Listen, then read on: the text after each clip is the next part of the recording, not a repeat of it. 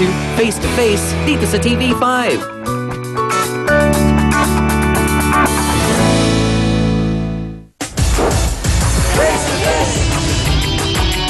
Kaya daw siya nasa pula, si Myla ang mahal niya. Pero Mang Jojo, alam po nilang dalawa na merong orihinal. Una, na babae sa buhay po ninyo. Sino po ito? Po, alam niya po. Sino po? Si Linda po. Si Linda. Alam ni Tata. Bakit hindi alam ni Myla na may aling Linda?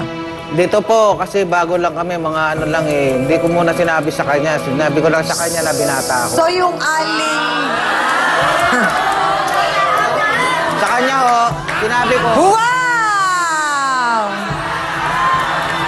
Oh, so, ilang taon na po kayo ni Aling Linda? Kayo po ba'y kasal? Hindi po.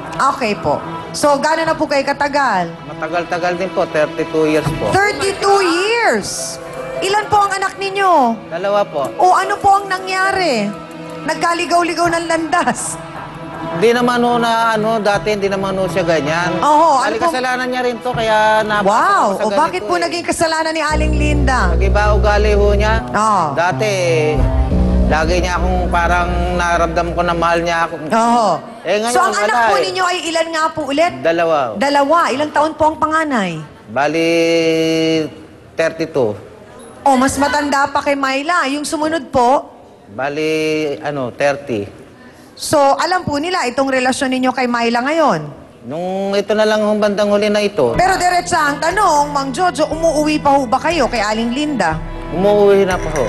Eh ngayon ho, parang tamad na akong umuwi dahil Abay, bakit kinakatamaran ng pag-uwi doon? nung Ha? ito po yun. Opo, sorry po. Ano po nila nung nabalitaan niya po itong si parang pinagbantaan niya ako, nandun papakita niya sa akin, naghahasa ng itak. Pagka napuno daw siya, itatagaraw ho Sino sa akin. po? Si Aling Linda? Oh, di ba kayo kinabahan? Kaya hindi na ho ako umuwi, baka makatulog pa ako sa amin, tagain ako. Kayo gawa milagro, takot, aputol, agising, alana. Parang tingin ko, galit na galit nung nabalitaan niya si Si Tata. Tapos idagdag niyo pa ho itong isa.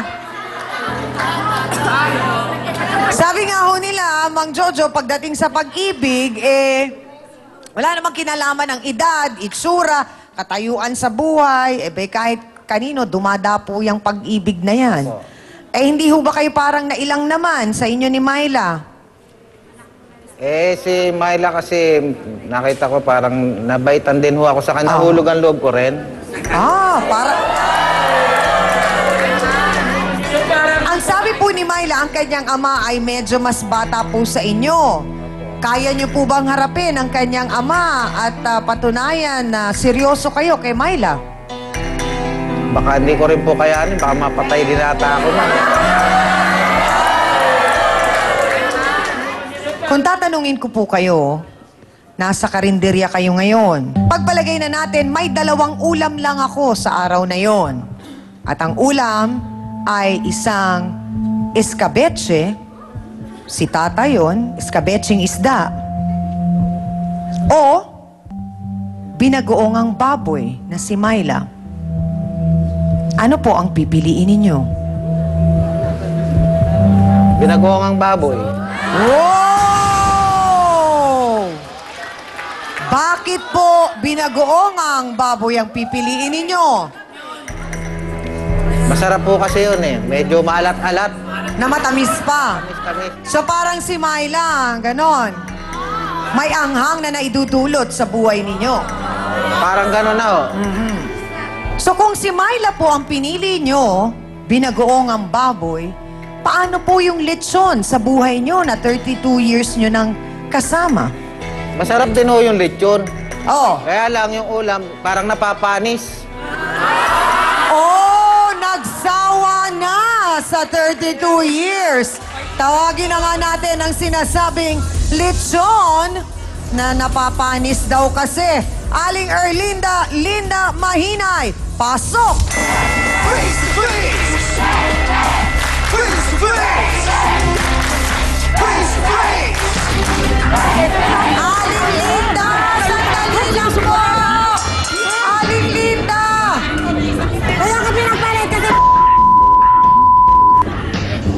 Sandali lang, Aling Linda. Ay, yung pinagsisimulan ng aming pagsasama mag-asawa, hindi halos hindi daw magumanda.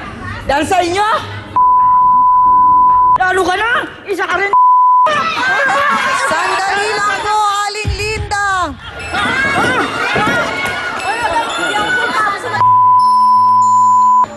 Kayo pumapatol sa matanda, sa matanda? pero sa asawa ko, pumapatol kayo. Ha? Hindi kayo pumapatol sa matanda? Bakit? Anong hinahabol niyo dyan sa asawa ko?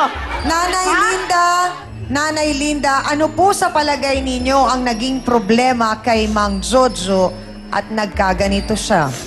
Wala naman naging problema sa amin eh. Dalawa ng anak namin, may mga apo na kami. Oho. Ewan ko kung bakit naisipan niya mambabae. Ngayon lang po ito nangyari o dati na? Matagal na, nasusubay ay nagsasabi na sa Bukod akin. po sa kanilang dalawa, meron na ring ibang mga naging babae? Silang dalawa lang. Etong una, Oho. kaya nga naginala na ako, sinubaybayan ko na ito. Nung makita ko, ganun nga pa talaga ang ginagawa niya. Eh, ang sabi Sakaling. po ni Mang Jojo, bago ko po kayo tinawag, ay ba'y sinasabi niya, okay na rin naman daw ang lechon, masarap para sa kanya, kasi hinalintulad ko po kayo sa mga ulam. Eh, ang sinasabi po niya, ang problema daw sa lechon, napapanis, ang binagoong ang baboy. Oh, ngayon mo lang nasasabi yon.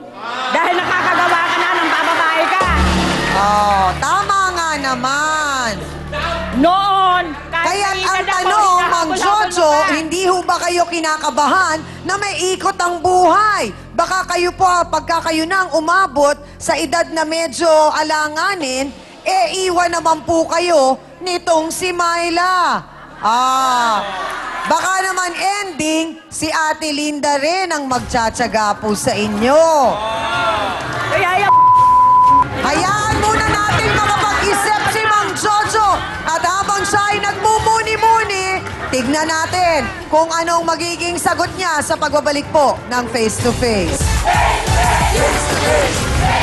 Kaya naman natulak ako dito sa dalawa sa kanya eh. Hindi ko siya lulukuhin kundi siya nagbago sa akin. Pag nagbabago, may karapatan naman loko. Hindi ko talaga maunawaan yun. Miss Amy Perez would like to thank the following: Dr.